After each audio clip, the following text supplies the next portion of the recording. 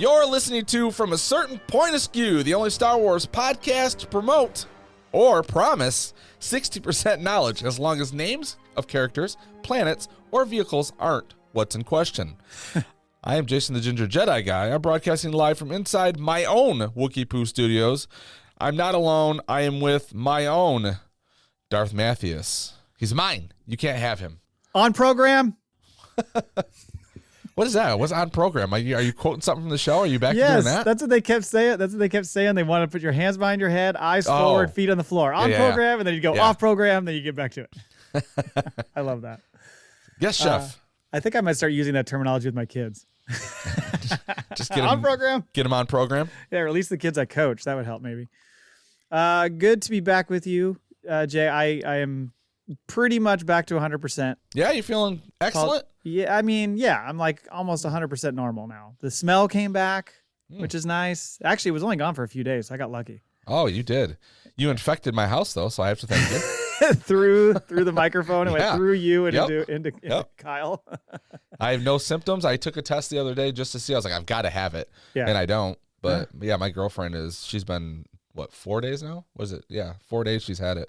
At least she tested for it, but she's been like self-sentenced herself to the bedroom. So she's about to the point where she's like, because you took yourself away from society too, right? I did. Yeah, I went to my dad's apartment for a few days and then I came back. Self-imposed exile. You were on your own program. That's right, I was.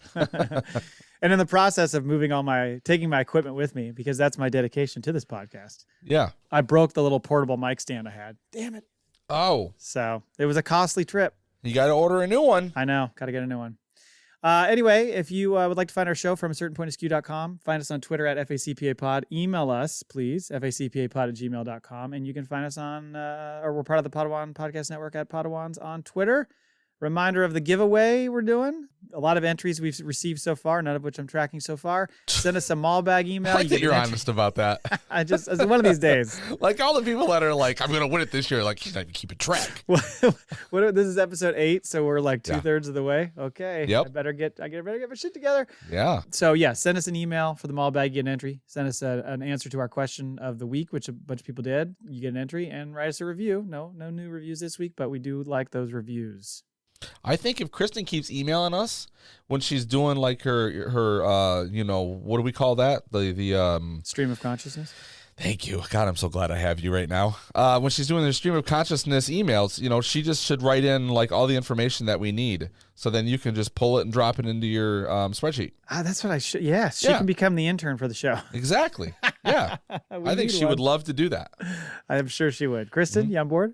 Although, I notice in the emails we don't have one from her, so she must have done her wifely duties and, she wrote the show, listened, did whatever. He got his points, or did he? We don't know. We've not plugged them in yet. Right. So she's done with us, I guess. Yeah, she might have to send 2 next week. Yep. There's going to be one from the previous week, once explaining why she didn't get it in, and then the new one. So we're gonna get a buttload in the old Maul Bag next week. Yep. All right. So what's on the show today, Matt? There's a few things we've got on the show, and I'm gonna go down the list and I'm gonna tell you. Okay, I thought you were asking me. I was like, that's your job. I know. You looked at me like, we got a question of the week. We're gonna do that in just a moment. Prison Break. The news. Lindelof film shaping up, and not so fast, Kathy. Shut your mouth. Andor episode 8, Narnia 5, or Narkina in the Star Wars world. We got a couple of emails in the Maul Bag, and then we'll wrap up with the FACPAtoid that is sure to get some heads rolling. Okay, looking forward to that. Yeah. Yep. Question of the week. So it appears that Cassian, of course, we said this before the episode, is headed to the Clink. Will he be responsible for planning his own escape? Will Vel help him break out? Perhaps he meets a group of previously minor characters and they team up Prison Break style. How is Andor going to escape? Now, we got a lot of responses, so I'm going to read through those. Meow God chimes in again. I think it'll be where Cassian meets K2SO. He will secretly try to assemble K2 to help him escape along with some minor characters.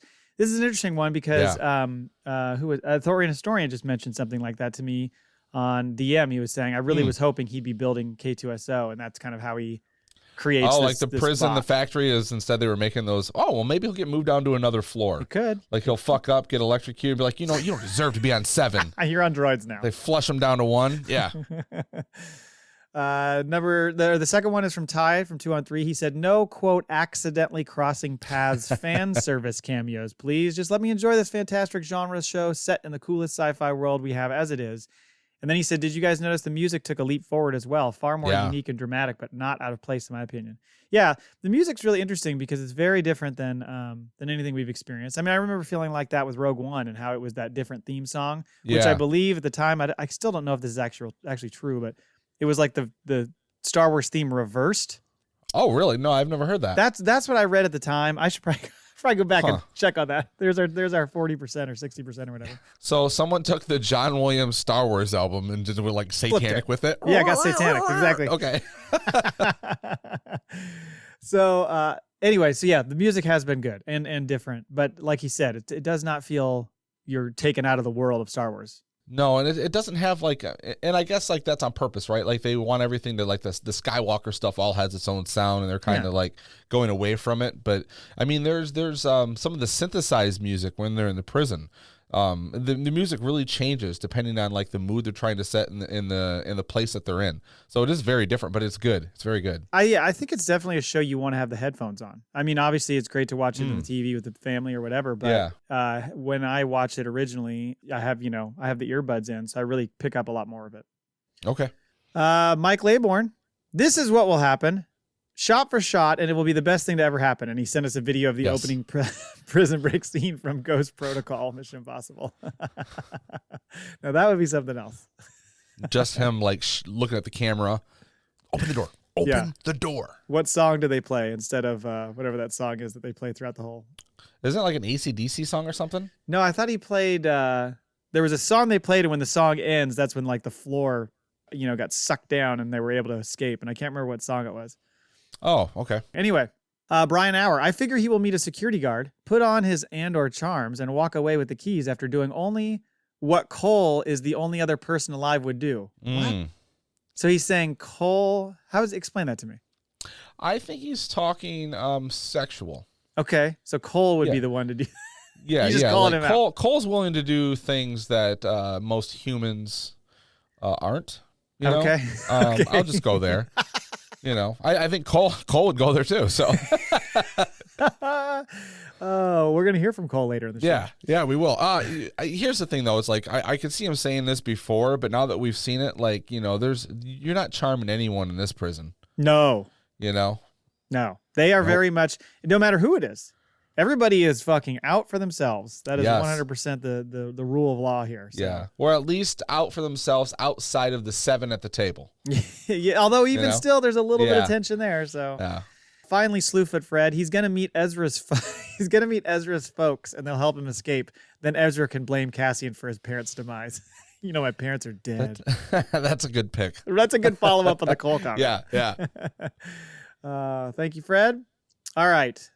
The news. So yes, Damon Lindelof, a lot of noise lately on the Star Wars film that he's allegedly working on. So first of all, Sharmeen Obaid-Chinoy was picked to direct the film. And for those who don't know her, she directed some Miss Marvel episodes, but she also has won a couple Academy Awards for documentaries. There's some shorts as well, right? Were they? Yeah. Saving Face and another one. Mm-hmm. So she's officially on board. Not officially, but it sounds like she's on board. And then also Justin Britt Gibson has been tasked to co-write the series with them. There was this whole talk about how there was like this secret writers' room that convened over the summer. Yeah. That maybe Filoni was there, a bunch of other people like kicking around ideas. Maybe. Yeah. Could you imagine if they didn't let him in the room? Like, no, we got this. You go work on your TV show. It's that bearded guy with the cowboy hat at the door. Do we let him in? Yeah. Or someone sitting at the table was like, "Who's Dave Filoni? He wants to come upstairs." The Iron Man guy, right? No, that's Favreau. No. He wants to come upstairs. The story is supposed to take place after The Rise of Skywalker, but does not have a direct tie to the sequel trilogy. Although they're saying that we might see some characters from the sequel trilogy. Yeah. Well, what is the one you're most likely to see, do you think? It really depends on the focus of the show. If it's going to get into Jedi shit, then you would think Rey has to have some sort of play. But like, wouldn't that stay? To me, if they're gonna do like they're gonna save Rey or what she's doing for like the next trilogy if they do one, right? Could be.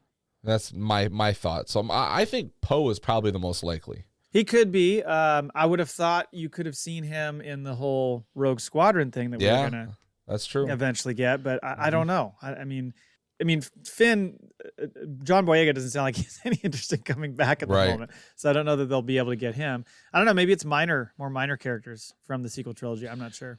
Do you think like Lindelof and JJ like chat a lot back from their Lost days? Like they just like they have to have some sort of conversation. Right. They got like a text thread. Like they're just like, oh, you got to do this. No, you got to do this. Well, you didn't listen to me when you were making your movies. I was gonna say, is JJ like that? Like you got to do this, or is he more like, don't make these mistakes? Oh yeah, I think so. But I mean, you got to do this as in like a fan still. Oh, you got to do this, or right.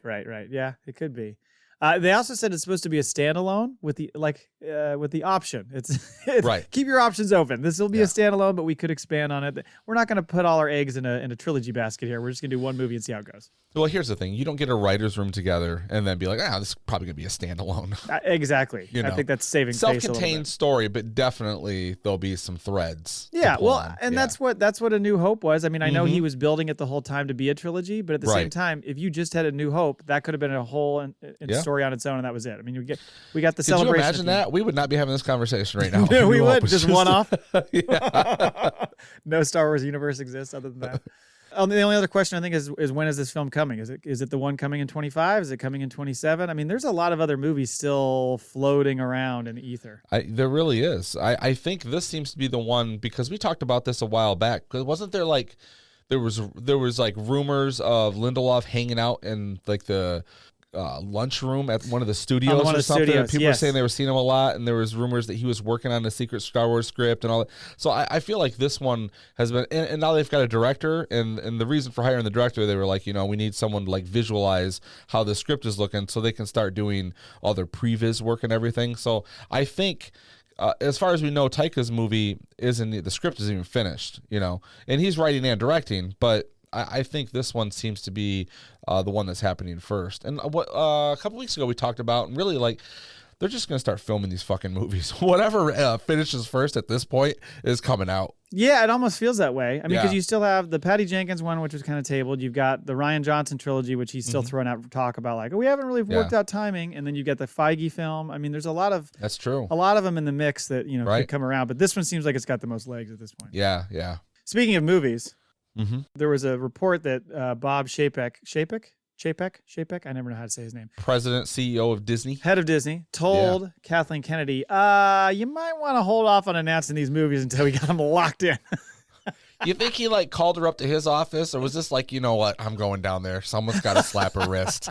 Like, my God. And then we were joking about our chat room, because I'm like, he wants her to shut up, but like they won't even market their films. I know. He's like, what? This is how bad it is. He's like, we're going to market the Marvel movies 5 years in advance. You know what's coming out, but we're not letting them know we're making any Star Wars movies. They're so fucking bitten over the goddamn Solo situation that they're so gun shy and everything. I mean, that plus the reactions to episodes 8 and 9, I think also were, mixed. So they're just they so were gun-shy. $1 billion mixes. Yeah, right. So I don't know. I just thought that was interesting, especially since I think she's fairly guarded on what she shares. So for her to be putting that stuff out, you would think that they are further along, but apparently maybe not. Anyway, let's talk Andor. Yeah, let's do it. Have you noticed that the episodes keep getting longer? You know what? I didn't even look to see how long this episode was. So no, I've not noticed it. 57 minutes. Oh, like wow. the first couple of the season were like 42 and 38 or something. And then it just keeps growing from there. Like right now, we're at like 6+ hours into the series as far as the first 8 episodes. That's a lot. And not 5 minutes of this show could be cut. No. Although, I mean, I think some people bitch about the middle episodes of some of these arcs as far as them being slow. Well, but of course, but it's slow as it's character development. That's why I say you can't cut it. Like I mean, I could see some people like, well, pacing is because it does. There's parts of it where it just moves. And there's other parts where they really like live and breathe in it. Right. And I don't have a complaint with that at all because it's so fucking well done. I don't either. And I mean, it's 12 episodes. So there's stuff we have time to get through here. And it's only 1 year. Now, granted, this originally was supposed to be 5 seasons. And so So now they're going to jam. I mean, I'm sure the next season will feel way more fast paced because it's going on a faster timeline. But I mean, you have time to tell this story, then tell the story. And we got 2 years till we're going to get the next season. So, like, you know what? Just sit down and enjoy what the hell you're getting. Exactly. So this one was written by Bo Williman, who's the guy who did. He did House of Cards. And he also co-wrote The Ides of March. Did you ever see that film? I feel like I'm the only person who saw that film. With one of the Ryan pretty face guys Gosling and George Clooney, right? And George Clooney. Yeah, it was a really good movie. Had a fucking great cast. It was those two. It was Philip Seymour Hoffman, rest in peace. It was what's his face? Giamatti was in it. I mean, there was a lot of great. Was Julia Roberts in that one? This was the one that was. It was more political, right? It was very political. It was basically about how Clooney was like this high-rising senator. But there's some controversy there, and Gosling was like his communications dude. Okay, I was mixing because there's one where is it him and Julia Roberts are like news broadcasters or something?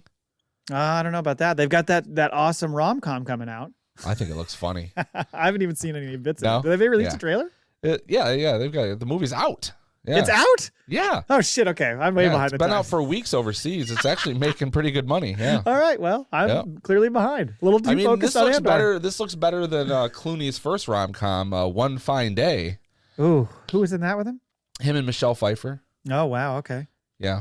Like Michelle Pfeiffer. Oh, yeah. I mean, who doesn't? Yeah, exactly. Tequila Sunrise. Hello. Mm-hmm. And then this was also directed by Toby Haynes, who directed episodes 1 through 3, and he's doing 8, 9, and 10. So to kind of kick it off, we open with Cassian getting loaded onto that transport for Narnia. Yeah. He's getting in the wardrobe. And they make him strip off his shoes. And so he arrives with a handful of other inmates. It's funny how they break them up based on where they're from. Yeah. Not sure exactly how that works, what the logic is behind that. Because when they get there, they're like, well, you've been voted as a slave worker or whatever worker he calls them, So they automatically segregated them as they were throwing them on ships. Yeah, it was interesting, I thought. He arrives, it's like these, and this is something we saw in the trailer a long time ago, but these huge complexes, they're kind of out in the water. And he arrives and the warden comes out and is basically so you might be wondering why we don't have weapons. Yeah. And the boots those guys have on, because they really focus on them when they walk out. Yeah, they do. They're like a cross between ski boots and the boots you put on and hang from the ceiling when you're doing your, They're like if Yeezys were boots. You know what I mean? Where Elon Musk comes out and he's like, here's the car and then here's the semi. It's just this ridiculous looking thing. They're huge. But clearly you want to have them on, because if you don't, you have a heavy pain inflicted on you with this little device. I want to see the outtakes of that scene where they're all acting like they're electrocuted. It was a little Star Wars-esque, the leaning back and forth kind of thing. Yeah, old school Star Wars. Meanwhile, Syril has just been filing requests like crazy at his new job in a not so chalant way of trying to track down Cassian Andor. I love how he's like, I think he's a fuel this guy. I think he's this guy. Yes. I think he's this guy. He just keeps filing these hilarious reports. I love that. This draws Dedra. I guess she calls herself Dedra. So it is Dedra, not Dedra. Dedra, yes. Dedra. So we'll call her Dedra then. We will call her Dedra because that's what we do. Mm-hmm. She pulls him into an interrogation room. There were a couple of moments in this episode where I put my hand up yes, we're finally getting it. Yeah. This was one of them. Right when they walk, the door open and they meet, I'm just lock eyes, you two lovers. Oh. Yeah. The sexual tension you could cut with a butter knife. Oh, yeah. I mean, they are both the master in the bedroom. They're sizing each other up the whole time. Their whatever apartment or wherever they share is going to be immaculate, though. Yeah. They're both a couple clean freaks. Sometimes. You really stir my bowl of cereal.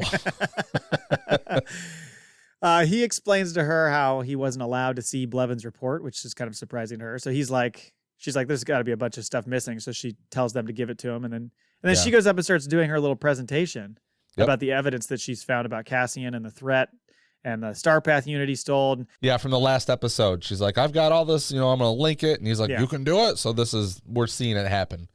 Yeah. And then she's sharing this and she's like, he was basically he stole the Starpath unit, was trying to get it to someone they're going to call Axis.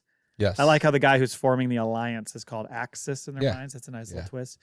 But she believes he's like kind of this key figure to organize the Mm-hmm. rebel efforts. And so she's all over this shit. Like she sees what's happening here. Yeah. Nobody else does. She's like almost clairvoyant. She's like the fucking Sherlock Holmes of the Star Wars universe. Yeah. Yeah. And meanwhile, Yularen, first he looks bored. And then he's like, oh, that's a lot of money. Because again, we joked about Portagaz and how he has to have these conversations with Yularen and gets shit on, so that shit flows downhill. Yeah. So Yularen, I mean, I don't know if it's Palps or somebody else that he speaks to as his boss, but he's constantly having to justify these numbers. Mm-hmm. Portagaz kind of steps in as like, or Partagaz kind of steps in and is like, she's convinced me that this is the case. This is the situation and it's troubling and we need to deal with it. And so essentially they convince Yularen they need to hammer Ferrix for intel. Yes. So then she goes back to Syril and is like, so what were your, thoughts on the report? What about this guy Axis? You know anything about him? He's like, cloak, dark boots. Yeah. Thanks, guy. I didn't see much. I had a gun to my face. All I know is he kept saying, I'll kill him. I'll kill him. He's very eager to shoot me. But yeah, I like how his like last ditch is like, I would be able to pick out the voice. I know the voice. Like, okay. Right. She's just rolling her eyes. I love how she looks at the guys behind the window while he's talking. Like, are you fucking kidding me? It is funny because like he seems to be in the same position with her that she is with the bosses, right? Yeah. And she's not giving him like any room to breathe. She's not like, you know what, you are offering something, let's team up. Anything. Like she's just a cold-hearted bitch. Well, it's because they all do that. They all are out to get it for themselves. So any information or any stuff that they glean from somebody, whatever, quote, lower than them, they take it as their own. And that's why when he explains all this stuff to her, he's like, so like, I could be a big asset to you here. And she's basically like, nah, man, I got it. Thanks. You go back to your shitty cube. Yeah. And you know what he's going to do? He's going to go back to his cube and he's going to put in for his 2 weeks vacation. And he's taking a transport and he's going over there and they're going to run into each other on Ferrix. And she's going, what are you doing here? He's like, I'm on vacation. He's going to have an umbrella drinking shit, like a big hat, some shades, like he's undercover. Oh, I love it. By the way, he had a really great line too. At one point, he said to her, can one ever be too aggressive in preserving order? Yeah. They can. They can, Syril. I mean, he's like a baby Hitler in training, isn't he? Absolutely. Well, like he's just right. He's right in line with the tact that the Empire is taking. It is just like, we are shutting all this shit like down. The Emperor is going to find out about this guy and he's going to just be like, oh, it's the son I never had. And he's going to look over at his son. Thanks, Dad. He's going to be like, I will make many clones of him. Yes. So many Cyrils. So many Cyrils running around. Yep.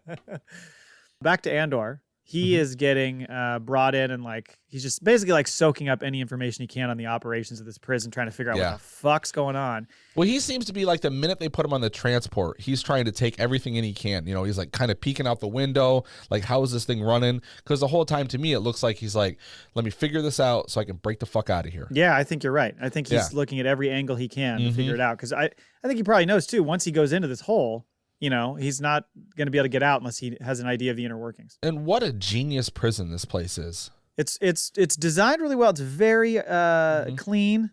Yeah. Very regimented. This is like if Apple gets into like prisons, like this is what they're going to make right here. They should have had the prison be completely glass so you could see the prison operations from the outside like an Apple store. Yeah, exactly. They're not far off, man. And then before I know how this prison works, like when they're first landing, they're going into it, you see all the whirlpools around there. Right. And I'm like, even if these motherfuckers get as far as the edge and they're going to dive off and try to swim for it, they're just like, they're done for. There's no escaping this place. It's Alcatraz. You can't you can't escape, One thing that I thought was interesting is this dialogue they had among the guards before he's put in the room, where the one guy's upset that the other guy's partner hasn't shown up yet. And they're like, come on, like this is, we got to be doing this, and this. And he's like, he's down there dealing with a tech problem. And so then at some point the guy shows up and, like whatever that finish of conversation is, but it made me think like, are they trying to show how the prison like doesn't necessarily run 100% efficiently? Or are they showing us that guy as like, that's a plant, or there's going to be an inside guy. He's going to be able to work with to get himself out. That's what it made me think about. Because it was a little obvious when he walked up. There was like this look between them. You're talking, right? Yeah, he kind of looked at Andor like, who's this guy? To me, it felt like there's got to be some inside people who are going to help them get out. Because how else even like get out? The part where they're all in line and they start giving each other sign language, from window to window to the other, and they're talking. And that to me doesn't sound like they're like, hey, what'd you guys have for dinner? Oh, roast beef? We got ham sandwiches. What do you mean? You get flavor every day? So then they take him down into the room, and lo and behold, who shows up? Fucking Snoke. Yeah, pre-Snoke. Snoke. Yeah. The second his face showed up, I was like, holy shit. And I had to like double check. I'm like, that's Circus, right? It's got to be him. I was watching Black Panther the other night, so I didn't even go to Snoke right away. I was like, fucking Claw's in this. Yeah, right. Yeah. Or Schmeagol. Yeah. My daughter, she's like, who is that?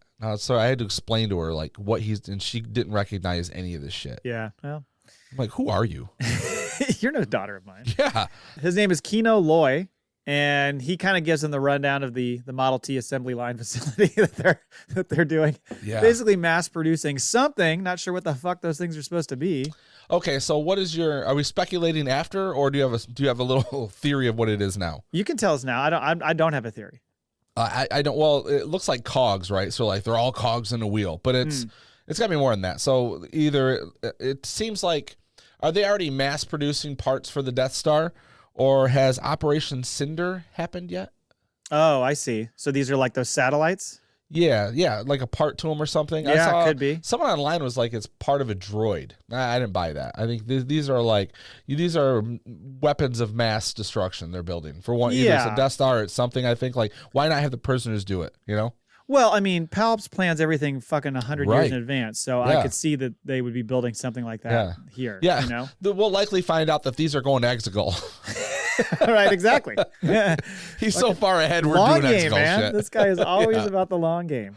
It takes so long for all these plans he has to pay off. He's very patient. Yes. Yeah, so he's kind of giving the rundown, and essentially what it is they're like, the facility is just pitting man against man. Like it's room against room, table against table within the rooms, almost to a degree man against man. Like they're supposed to work as a team and get stuff done, but you can tell the fucking frustration that boils when the old timer like screws up at one point and can't get the thing to fit. They're all like, God damn it, man. Yeah. So everybody's really pitted against each other. And this is standard divide and conquer, fucking make everybody mad at each other so they don't care about their captors. So what right, exactly, because they're so busy focused on this, they really can't, they don't have time to like try to plan a breakout, right? Right. Is what you're kind of thinking of. So what are the rules? The rule is first place gets flavor in their food.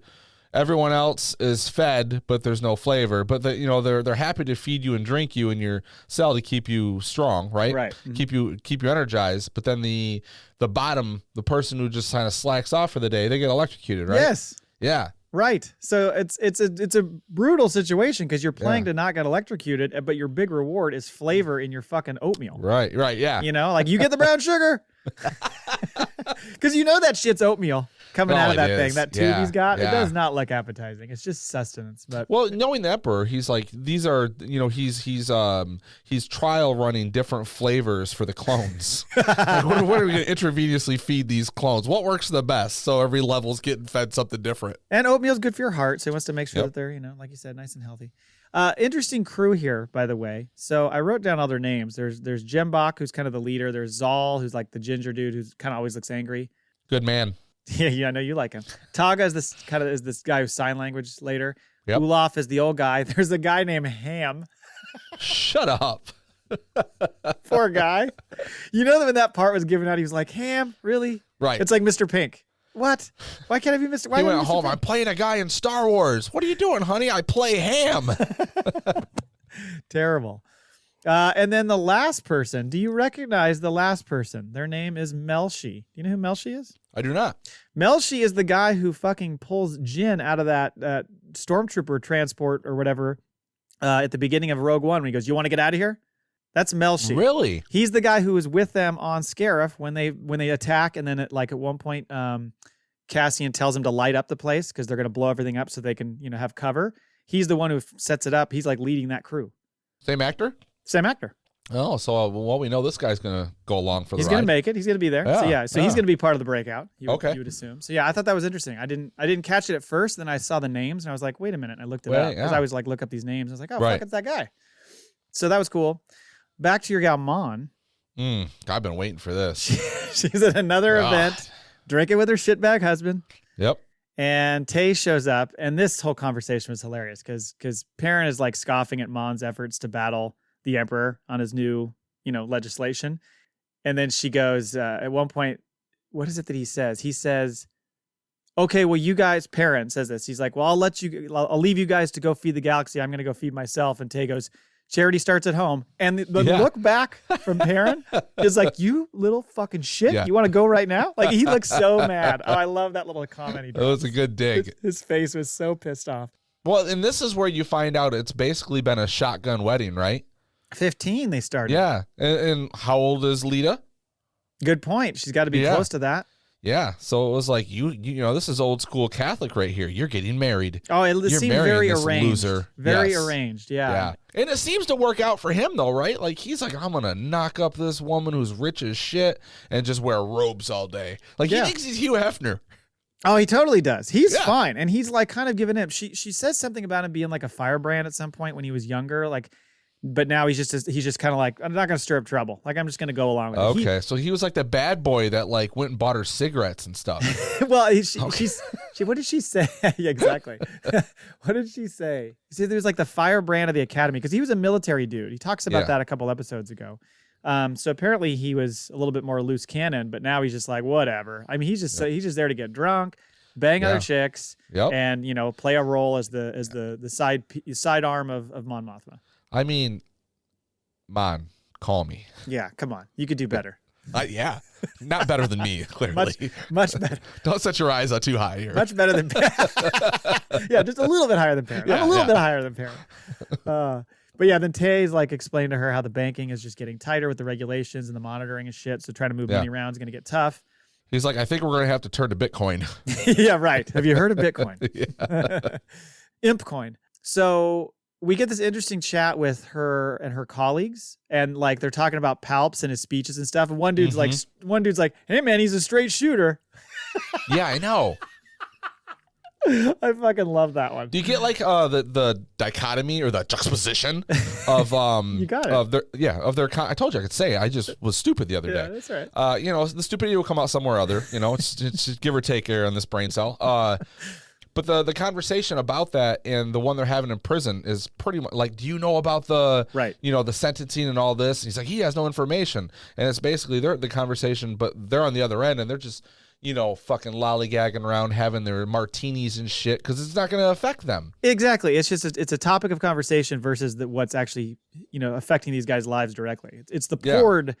The poured. I have to always write this down. It's the Public Order Resentencing Directive. That's the thing, and there's a whole like conversation about this then and then later, kind of just how like is the poured like an overreaction to the Aldhani incident, and that is certainly the play that Luthen is making.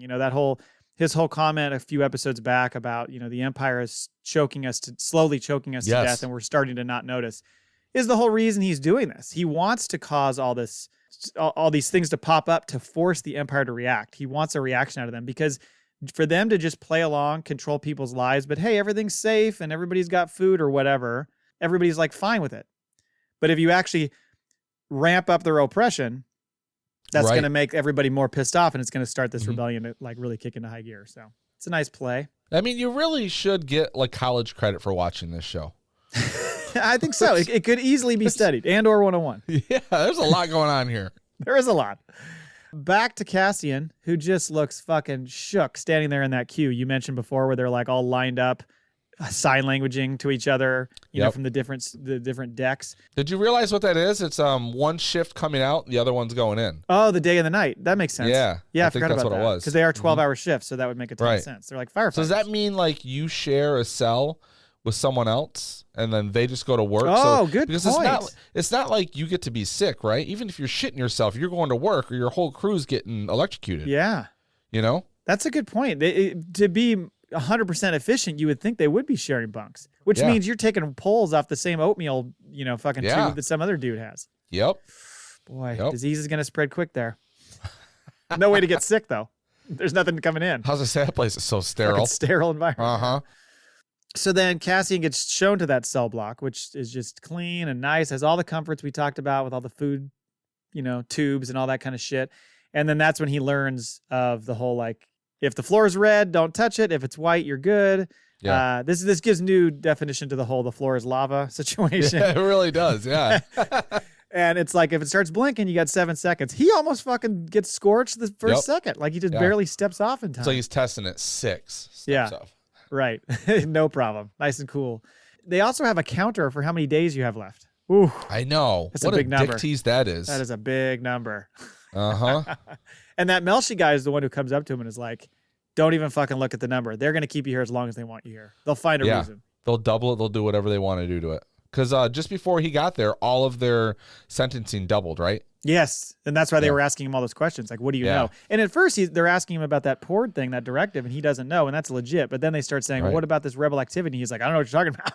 Yeah. Yeah, you do. Well, I think he meant it in the sense that there wasn't, like, does he take that as, like, I mean, that was like, to him, it was a robbery, right?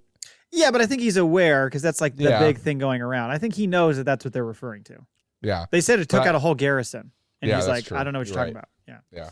I also like the fact that the godlike voice that announces stuff, like on program and different things. I don't know if you remember the movie Real Genius? Yeah. So there's a point in that movie where they put Kent is like the kind of nerdy adversary of theirs. And he's got braces. And at one point they go in at night and implant a speaker in his fucking braces. And they start talking to him like they're God. And he thinks he's crazy? They're Jesus. And they're like, Kent, have you been touching yourself? Yes. I mean, no. That voice is like the same fucking voice. It's this Kent. Hello, Kent. Like, it's so, oh God, it took me back to Real Genius. There's your Real Genius shout out. Come to find out that Mon and Perrin, like you said, were basically an arranged marriage. And then there's a point there where she goes and is like, where's Tay? And he says, oh, he left kind of abruptly. And then she has this look of concern on her face. What do you think's going on there? Do you think think something bad happened? Or do you think he just had to fuck off? You think fucking Perrin was like strong enough to drag him into a closet and just put a whooping on him? Chucked him out on had security chuck him out on the street? He didn't like what he said to him. He's like, you know what? Wait until you go refresh that drink. You know those little worms or whatever we're putting in these things? Yeah. You're going to put something in the worm. Oh, he must have got sick. Tummy trouble. Tay had to leave. They're going to leave, and he's just like out in the hallway. His ass is just kicked. Yeah. Yeah, I wondered about that, though, as far as if it was something Perrin had to do with. The other thing that I thought of, too, is that, like, what if Leida's the one that fucks everybody over in the end? What if she's the one who fucks over her mom? What if Perrin seems like the guy who's screwing everybody over, but deep down, she's so brainwashed by the Empire, even she sees what her mom's doing as like treason or something. So, or maybe she's best buddies with like Judy Tarkin or Sam Palpatine. Oh, nice. Judy Tarkin. Oh, write these names down. We got a new series coming. She's like, Judy makes a lot of sense. I think I got to start spying on my mom. She's always got this real weird look on her face, though, when she's walking around trying to figure out. She's like, why are you here again, Tay? You've been here a lot. Yeah. You're right. She is sort of like indoctrinated into like the Empire, right? Because she's sort of like grew up into it. I don't know if we can trust her. Yeah, I don't think so either. And you know what would be really a weird twist is if her husband is actually like up to his own thing too. And she's so like concerned with herself and what she's doing and trying to save people. She's not even realizing. Oh, that he's actually, Yeah. They come together, they have this moment, and then just fucking bang. Oh, like, you've been doing this all along? Yeah, let's the go. banker's like, damn it, not again. It's like when we were 16. Uh-huh. So fast forward a little bit, 30 days ahead, and Cassian is really settling in. We got table 5 is rolling right now. Like they are fucking dialed in. They're like MVP table at this point. But of course, one night he wakes up to the sound of a guy railing it. Oh, he railed himself. Is that what they said? Yeah, Something he did. Like Yeah. Fucking finish him. He just snapped and jumped on the fucking floor, killed himself. You got to be really like, yeah, I'm going to do this because like not only are you ending your life and fucking yourself over, but now you're fucking over because the other team has to run short until they bring another inmate in, right? And that's what they were saying. Yeah. Again, it speaks to the whole like every man for himself situation. The first thing they say is, "Oh man, that's gonna stink up the floor all night." Yeah, all and then night. the second thing they say is, "Now they're a man short. Now table 3 or whatever it is a man short." So they're all very concerned about how it affects them directly. It's almost childlike. Like, you know, there's no team effort here. It's all like worried about, you know, themselves. Back on Ferrix, finally, Bix and Brasso are checking in. Binks and Brasso are checking in on Maarva, and she is not doing well. Apparently, she fell and broke her hip. Yeah. And but Vel and Cinta are there, fucking scoping it out, trying to find Cassian and like keeping eyes on Cassian's people, trying to track him down. And that's when Cinta's like, I don't think we can stay here together. Because, you know, Vel's like, maybe we can make like a vacation out of it. Like the two of us can stay here together. And she's like, no. Yeah, she's like, I think we need a break. She's like, already? I was just gone for like months. But she says, like, you know, I think I just need to be here by myself. It'll look less obvious. And she's like, well, what's your story going to be? And she goes, I'll just say that I'm a rich girl who ran away from her parents. She's like, wow, really? Which was saying what? Saying that's what Vel did, right? Yes. Yeah. So Vel's like, fuck off, Cinta. And Luthen is rich. You would think so. We're going to find out at some point. It's going to be the least surprising revelation ever. Yeah, really, it will be. It'll be, but you're my father.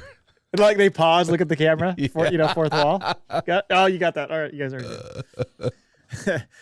Cole's going to be like, no way. What? Wait, who are these people again? Yeah. What's the timeline? Is this like... I did not see this coming. Where's Han Solo?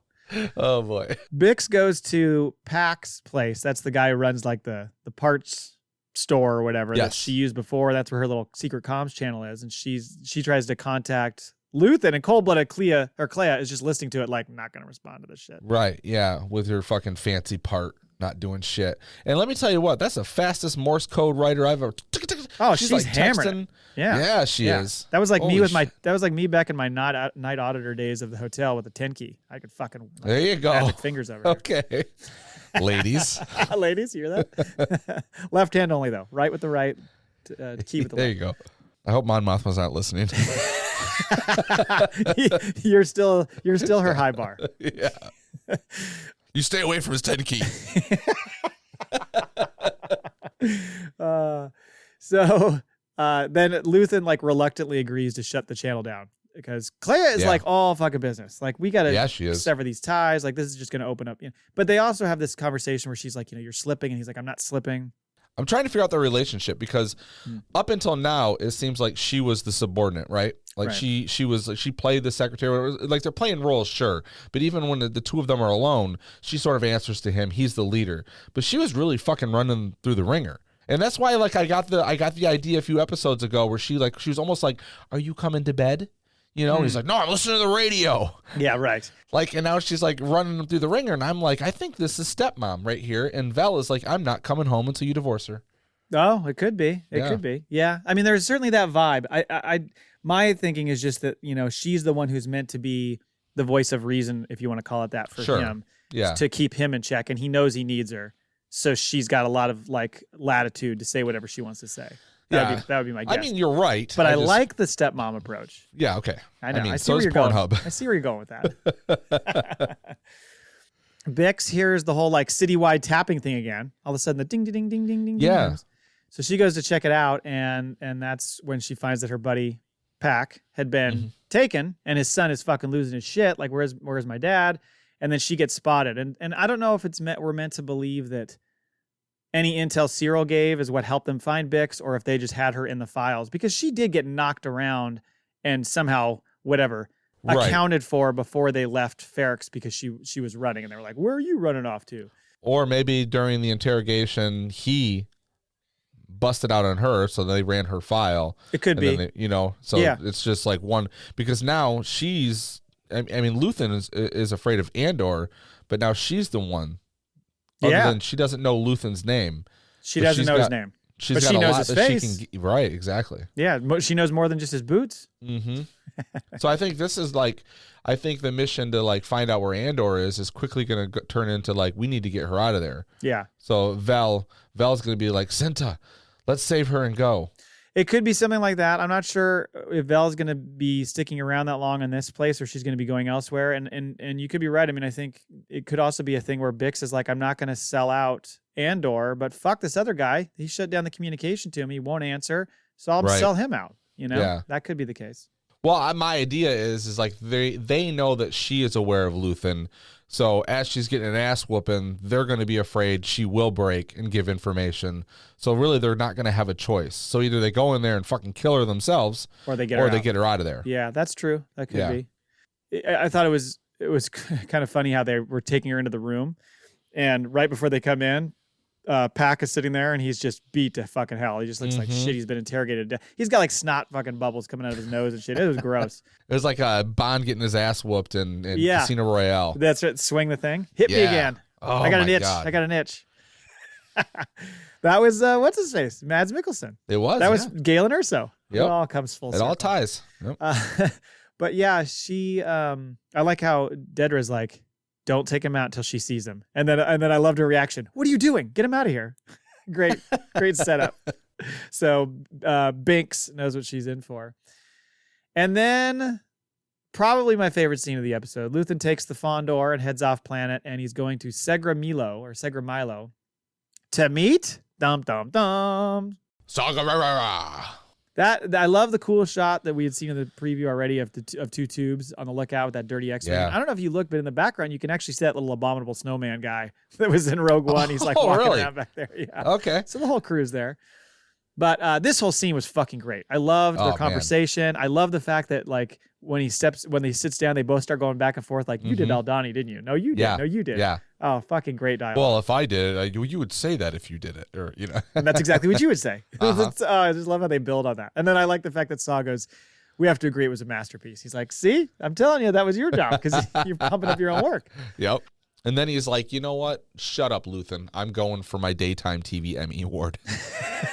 Right. Exactly.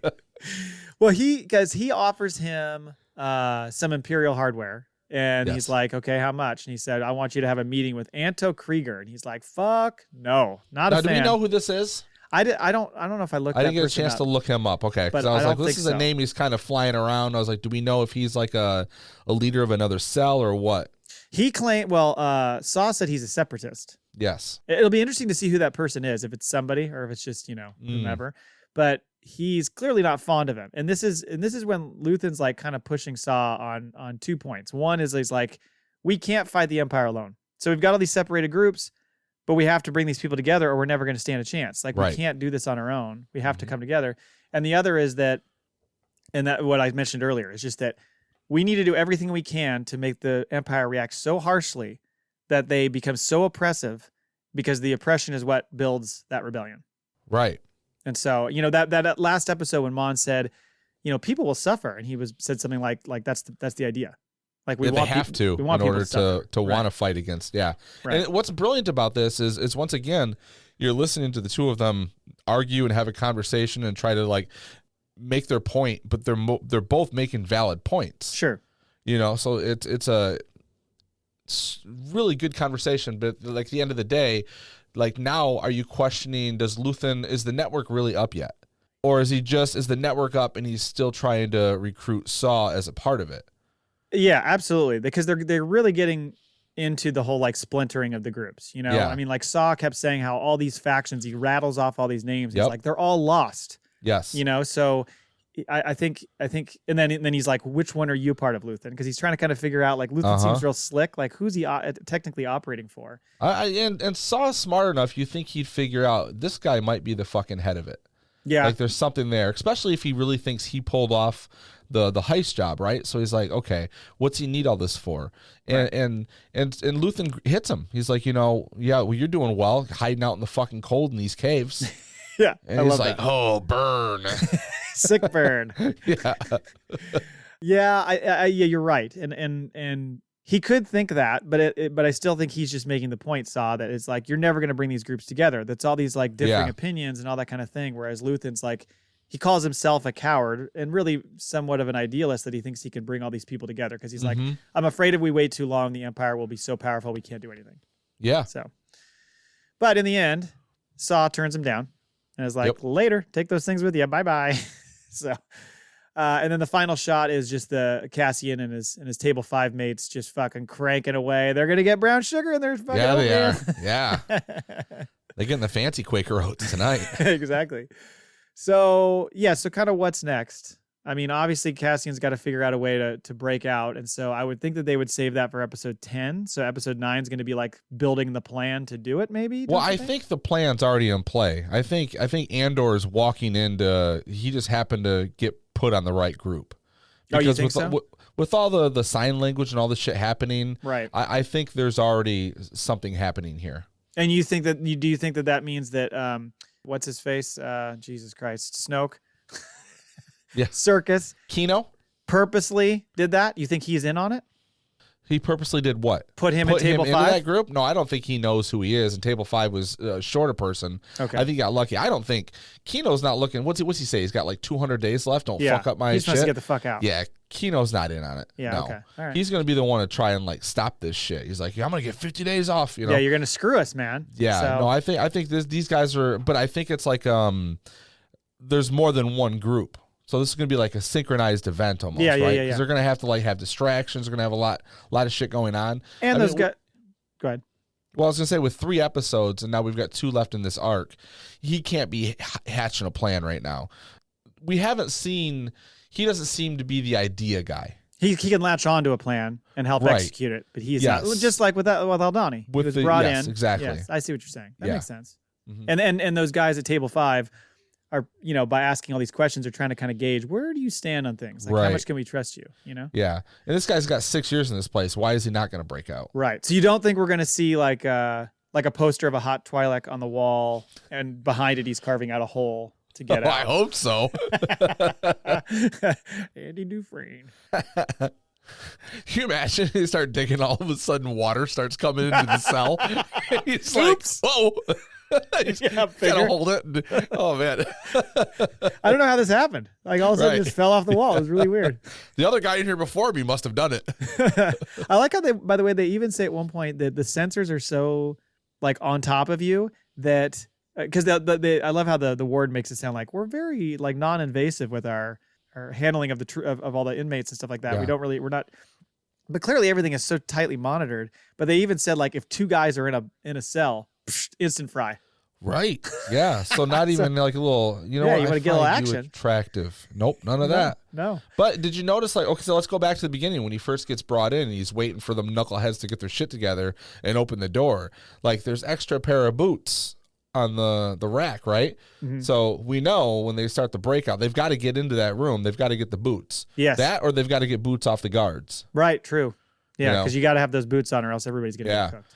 Yeah, there's no way they're going to make it without that because it's not going to be like we need to find the mainframe computer and shut down the electricity. Right. Did you like their shower, by the way? They all step into that room naked. And it's just like this vapor comes down. It's like a steam bath. Yeah, there's not even enough time to get raped in the shower. Like it's nope. Well, I don't know. I know. There's a few times I could have got one off. So. Oh man. What do you think Dedra gets out of Bix? And does she figure out the Brasso's part of it and bring him in too? Like, is she going to just keep bringing in all his homies?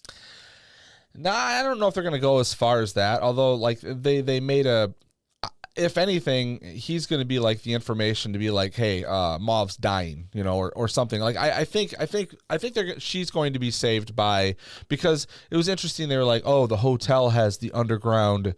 Let's see if that's still open. Right, so, the tunnel or whatever. Yeah, so at some point, like, they're going to find out about that. That's how they're going to get Binks out.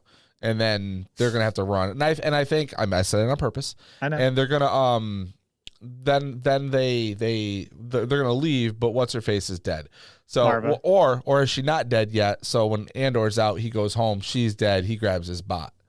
Oh, that could be, yeah. Because I mean, we're not expecting Maarva to make it much longer. You would think that they would interrogate her as well because she has the obvious tie. I mean, Syril already went there to serve the warrant or whatever that was supposed to be. So maybe that'll happen. Yeah.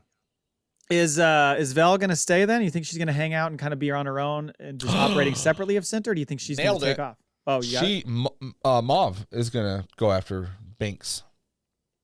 She knows about the tunnels. She thinks she's Maarva. Are you saying? That's what'd I say? You said mauve, which is it's like a conflation of Mon. So and I didn't Maarva. put an on it. Well, I didn't know which one you're talking about. Yeah, Maarva. Mon Maarva. Maarva. Yeah. It's Mon Maarva and Mom Mothma. No, because she thinks she's like, this is her last thing, right? She needs to prove herself. Yeah, sure. So I think she's going to be involved. So she's going to die actually doing what she wants to do. And she is a proud member, former president of the Daughters of Ferrix. That's true. I was waiting for that to come up. Yeah. Yeah, it's fucking, she's the Shady Pines of the Star Wars universe. So do you think Vel leaves, or do you think she hangs around and helps Cinta with this plan to bust them out? I don't know, because Val was the one that was put in charge of actually hunting down Andor, right? Yeah. So what good is it going to do her to leave, even though Cinta's like, I'm going to hang out here? Right. I don't know. I think Val's like, you know what? My dad's not talking to me. Like, Cinta's here and she wants to be alone, but I know she's thinking of me. So she's like, I'm going to wait a week. She'll be like, I miss you. She's like, I'm across the street. And then I've been here the whole time. Yeah. I've been in the room next door to you the whole time. How is Syril going to work his way back into the good graces of Dedra? I think the information is going to come down to the fact that she's like, you know what, he does have something that I'm going to need. Because she seems to only want to use him right now. Yeah, I mean, it's got to come back to that, right? Like, Deirdre is going to be out of shit because they're going to take Binks and they're going to, like, Mom's dead. Like, whatever it is, like, she's going to be backed into a corner. The only person that has, like, anything knows the voice, right? And maybe she learns of, like, access or whatever. So then she's like, okay, because what else is going to put these two together again? Unless, like I said, he takes his 2-week vacation, he goes down there incognito, Well, or maybe she brings him on and is like, this is my scapegoat if anything goes awry. This is the guy going to pin everything on. Yeah, I don't know, perhaps. He is looking to clear his name. He makes that clear every goddamn episode. He still hasn't choked his mom to death, so. No. Yeah. Do we not see Saw again until the last couple episodes? Because we know we see him again. Yeah, I feel like, I was pretty surprised to see him in this one because we had thought it would be more toward the wrap of the season. Yeah. But I don't see Saw, as far as we know, Saw is never convinced to join the Republic, right? Like, he's always just sort of like, I'm my own guy, he's a terrorist for the people. Yeah, but I mean, I think he'll find situations that will be beneficial to his cause that overlap. Yeah. So my hunch is you see him by episode 10, like the culmination of this arc, you might see him pop up again. This was just a table setter to show that the conversations have been had. Where is Saw's mind at this point, and what it's going to take to get him back or get him in the mix. Excuse me. Yeah. All right. Anything else? Nailed it. Got it. Fucking nailed that one out of the park. You're welcome, everybody. I do love this show. Like, I know you were excited about it, but man, it's been great. Every week I'm like, it is. I think the best thing that I'm watching right now. I agree. I can't get enough of it, and I'm just I've been asking for years or whatever, for many episodes in the show anyway, to give us something that is a different story that feels Star Wars, but that's a different story, and this is it. Even though there is some correlations to things we've seen before, for the most part, it's its own story, which is really cool. Do you think I think I have his name right, Gareth Evans? Directed Rogue One? Edwards, yeah. Do you think he's watching this, or is he just like, fuck you, Disney? I set the stage for that whole thing, and then you had to bring in Gilroy and just take all the glory. The greatest irony would be if, like, Gilroy just can't land the last 3 episodes of the show. He has to come in and save it. That'd be awesome. We had to bring him in. Yeah. Oh, that'd be fucking funny. All right, let's go to the Maul Bag. All right. Hello there. You've got mail. Kenobi!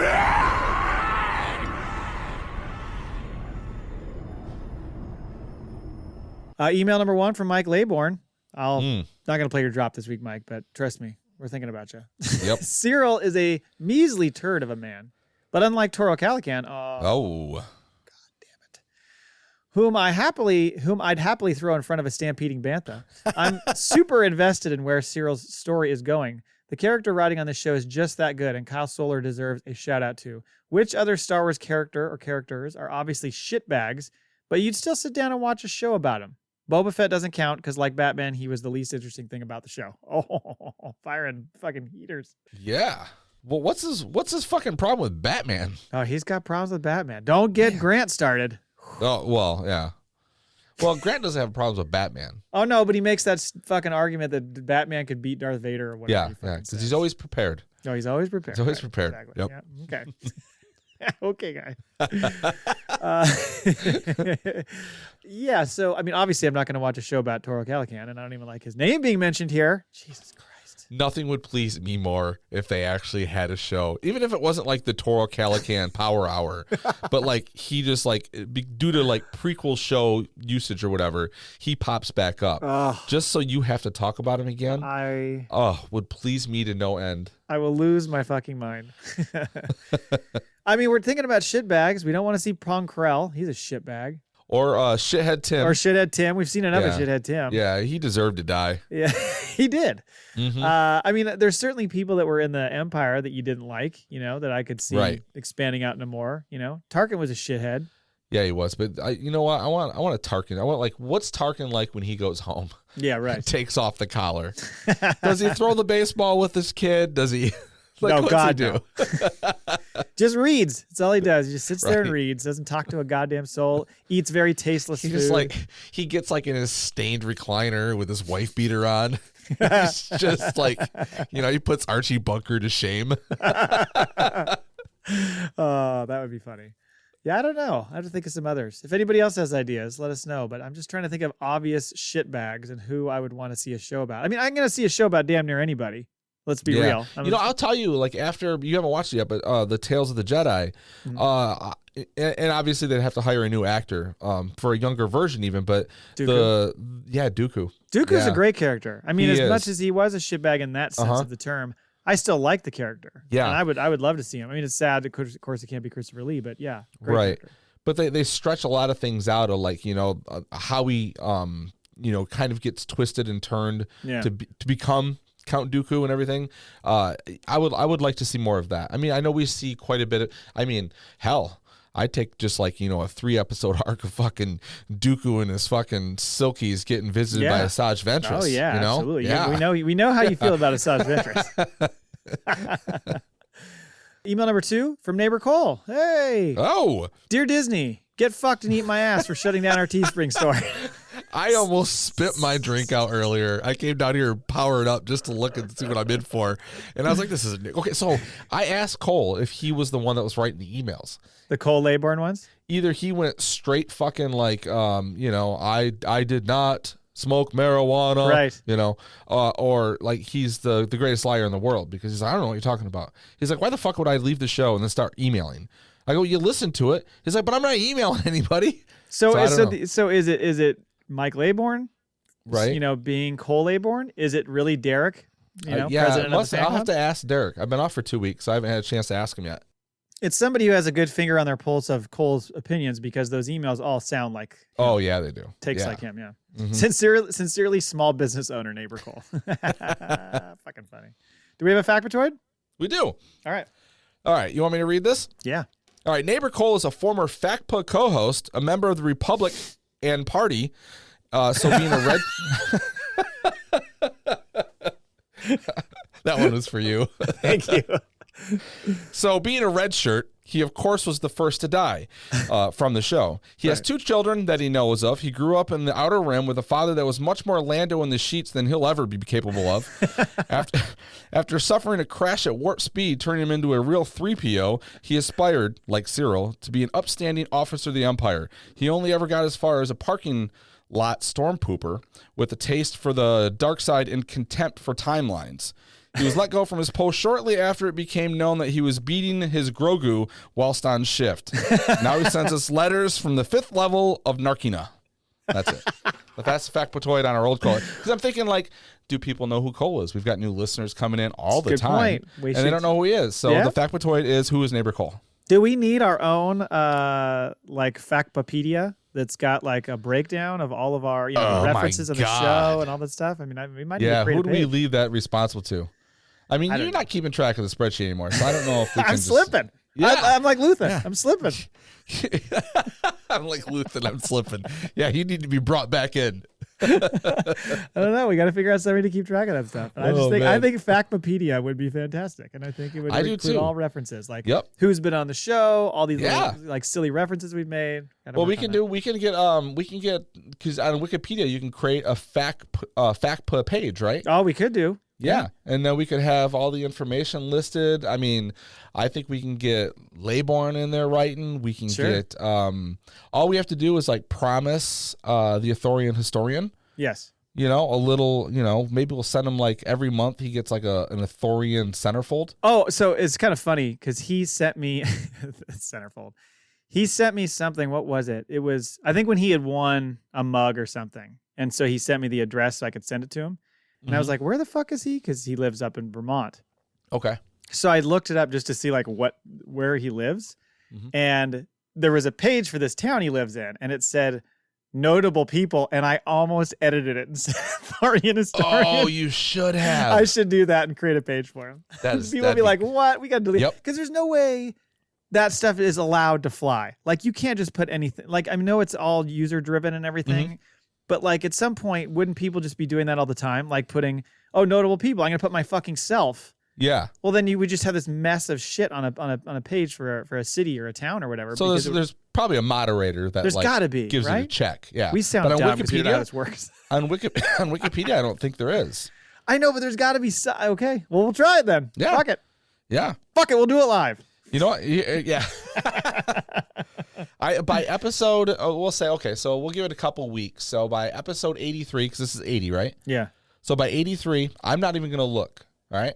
Well, we'll wait till 83 while we're live on the show. Okay. And then we're going to go to Wikipedia and we're going to type in FACPA or from a certain point of skew, and we're going to see if someone created a page and what it says. And they get entries for that. Yeah, there we go. Yeah. That's the new entry you can get is contribute to our Wikipedia page. The spreadsheet will be on there with it filled out. Yeah, that'd be great. For you. But like, curiously, one person has way too many entries. We're like, okay. Yeah. That's Derek. Derek is doing it. Okay, thank you. That's it. That's that. Oh, well, that is the show. So I guess I have to drop the old thank you for listening. And until next time, podcasts are built on hope. we have spoken.